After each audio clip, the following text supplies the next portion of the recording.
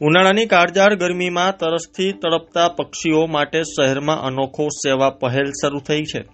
Shri Ramcharit foundation trust અને હરિવન્નાના કોલેજના સંયુક્ત ઉપક્રમે પક્ષી સંરક્ષણ અભિયાન અંતર્ગત ચકલીના માળા, પાણીના કુંડા અને સિમેન્ટથી કુંડુની વિના મૂલ્યે વિતરણ કરવામાં આવી રહ્યું છે। રાજકોટના ઘર ઘર સુધી આ સંદેશ પહોંચે અને દરેક ગેલેરી, આંગણું અને છત પર પક્ષીઓ માટે પાણી અને આશ્રય ઉપલબ્ધ બને તેવો પ્રયાસ હાથ ધરાયો છે। શહેરના ઉનાળામાં ગરમી જેમ જેમ વધે છે તેમ પક્ષીઓ માટે પાણી અને છાયડાની સમસ્યા ગંભીર બનતી જાય છે। આવી સ્થિતિમાં શ્રી રામચરિત ફાઉન્ડેશન ટ્રસ્ટ અને હરિવન્નાના કોલેજ દ્વારા સામાજિક જવાબદારી નિભાવતા એક વ્યાપક અભિયાન શરૂ કરવામાં આવ્યું છે।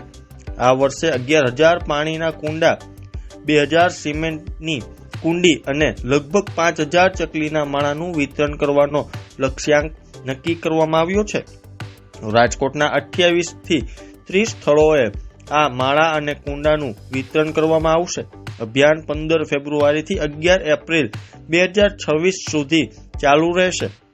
પ્રથમ તબક્કામાં 15 થી 21 ફેબ્રુઆરી દરમિયાન કેકેવી ચોક, કોટેચા ચોક અને કિશનપરા ચોક ખાતે કાર્યક્રમની શરૂઆત કરવામાં આવી રહી છે। ત્યારબાદ 23 થી 28 ફેબ્રુઆરી દરમિયાન રામકૃષ્ણ આશ્રમ, વિરાણી ચોક અને પરમાત્મન યોગાનંદ માર્ગ, વૈશાલી નગર રોડ વિસ્તારમાં વિતરણ કરવાનું આયોજન કરવામાં આવશે। તો ત્યારે જુઓ અમારો ખાસ અહેવાલ।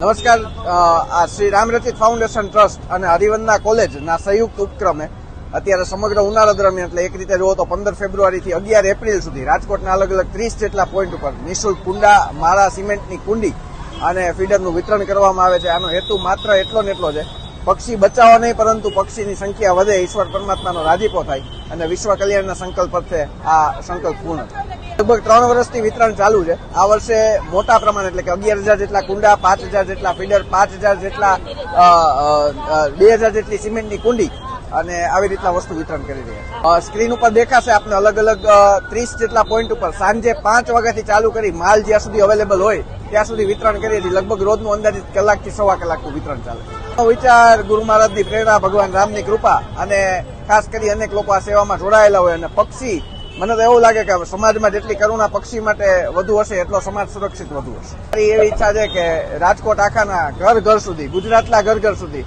ભારતના ઘર ઘર સુધી આ કુંડાઓ પહોંચે અને પક્ષીનો બચાવ થઈ શકે, એની સંખ્યા વધી શકે।